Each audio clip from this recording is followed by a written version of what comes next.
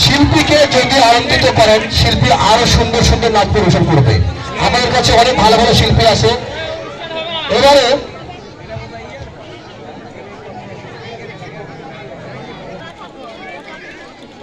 গানটি হলো বাংলাদেশের মেয়ের তুই, অবশ্যই বাংলাদেশের মেয়ে, যেহেতু পয়লা বৈশাখ এখানে নাচ করতে এসেছে। তাই বাংলাদেশের মেয়ে না, তার জন্য তালি হয়ে যাবে একটা সবাই। ওরে বাংলাদেশে